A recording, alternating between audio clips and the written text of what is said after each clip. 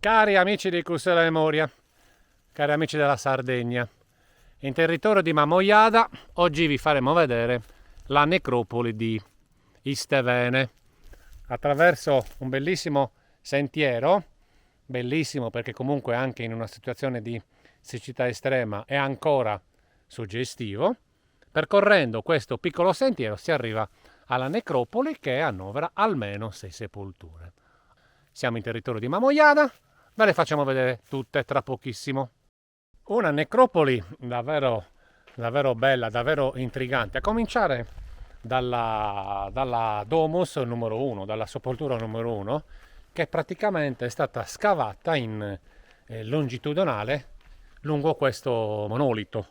Vedete un po', io entro qua nella cella e la illumino e potete vedere che è stata proprio scavata in longitudine.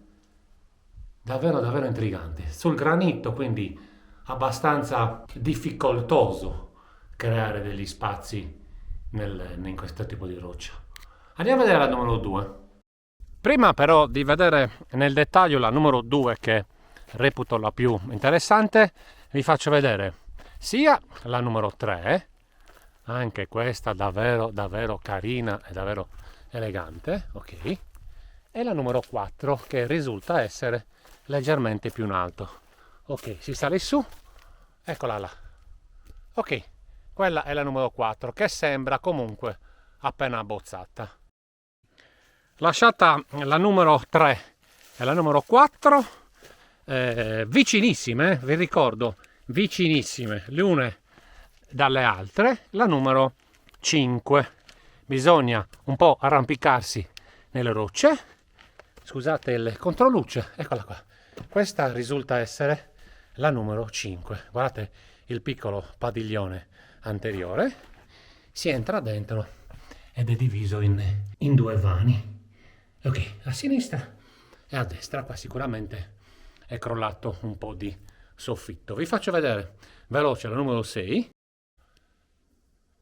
Dalla 5 si arriva poi alla 6, solo che la 6 purtroppo risulta essere quella più danneggiata ed eccola lì.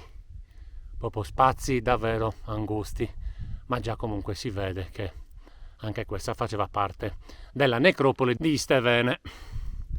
Andiamo a vedere la numero 2 così concludiamo il video. Ed eccola quindi la numero 2, introdotta da un breve ma comunque largo corridoio. Qua immaginatevi che c'era una muratura, ovviamente, parte crollata perché poi si entrava nella anticella. L'anticella caratterizzata dal focolare, chiamiamolo focolare, chiamatelo come volete, ovviamente qua non è che si accendessero i fuochi, o perlomeno non serviva solamente a quello.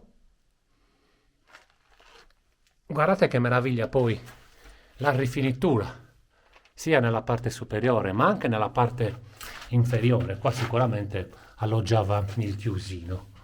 Sulla sinistra era ricavata una grande stanza e l'ingresso verosimilmente doveva essere questo che sto inquadrando.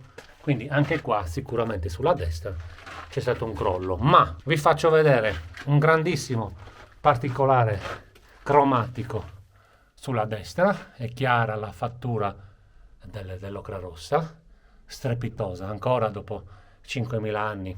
E lì una delle cose più intriganti e più importanti di questa numero 2 risulta essere la colonna, che vi faccio vedere, ok, illuminata, e all'apice di questa colonna c'è una protome taurina, strepitosa. Se riesco mi avvicino alla protome così vi faccio vedere i particolari.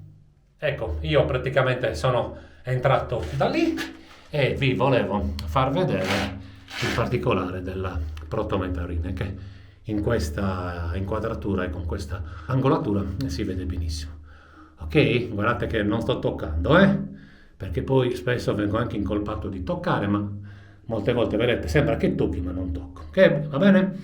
Allora, da Mamoiada è tutto. Questa necropoli è davvero strepitosa, l'ingresso è libero, il piccolo parco che contiene questa necropoli è davvero ben tenuto, ben curato, e quindi vale la pena venire. Ecco l'ultimo particolare che concluderà il video, che sono praticamente queste coppelle. Eccole qua. Strepitoso. Dai, un caro saluto da Mamoiada. Ciao a tutti.